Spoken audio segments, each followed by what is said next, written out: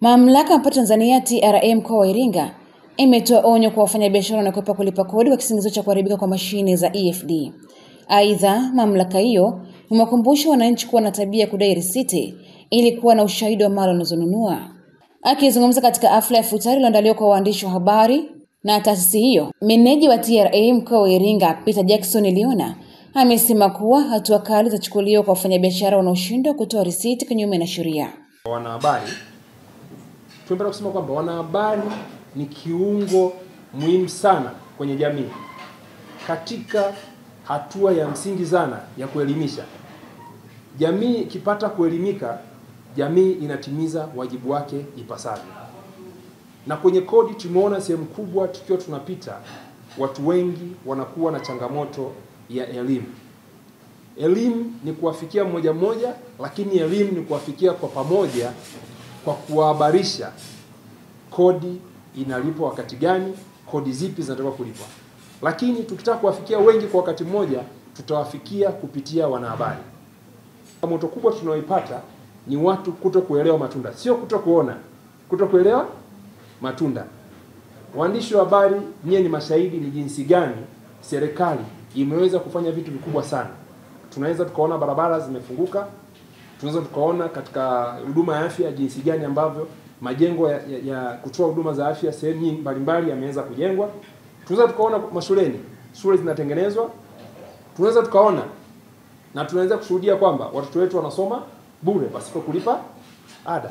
Lakini hii bure pasipo kulipa ada ni watu wamelipa kodi, kodi imekwenda kufanya nini? Kukava zile gharama. Ndio maana nasema nyie mna fursa na mna nafasi pana sana, kwa sababu mnapita maeneo mbalimbali, mnazunguka kwa ajili ya kutafuta taarifa, mna taarifa nyingi sana. Mtusaidie pale ambapo kuna ukwepaji, mnatupa taarifa ili tuweze kushughulikia na kuhakikisha kwamba kodi ya serikali inakombolewa na serikali inapata mapato yake yaliyo halali.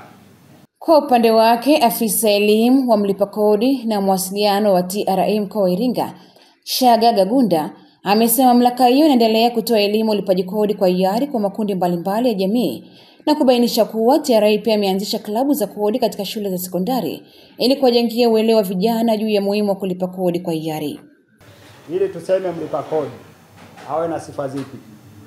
Ni mtu yoyote anayefanya shughuli yoyote halali inayomuingizia kipato ndani au nje ya Jamhuri ya Muungano wa Tanzania. Na shughuli inaweza kama anafanya biashara ya kununua na kuuza, biashara ya kutoa huduma mbalimbali, biashara ya kilimo, uvuvi, misitu na kadhalika. Lakini anaweza kaa kwenye biashara ya uwekezaji. Uwekezaji sio lazima uwe na kiwanda. Uwekezaji unaweza kuwa na frame zako 6 miongoni. Kwa unaweza ikawa uwekezaji huko kwenye majengo, uwekezaji huko kwenye makampuni kwa kununua hisa, au uwekezaji unaweza ukapatikana kwenye migodi na viwanda mbalimbali au kwenye mashamba makubwa ambayo tunayaona.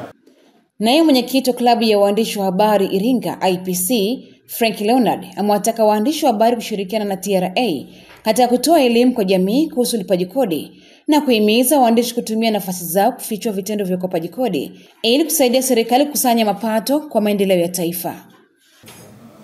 Wajibu wetu sio kuripoti tu. Na nadhani ndicho kitu ambacho TRA wanataka kuwasaidie. Wajibu wetu sio kuripoti peke yake. Wajibu wetu pia ni kusaidia kuelimisha jamii kuhusu umuhimu wa ulipaji wa kodi kwa maendeleo ya taifa. Na imetolewa mifano mingi sana.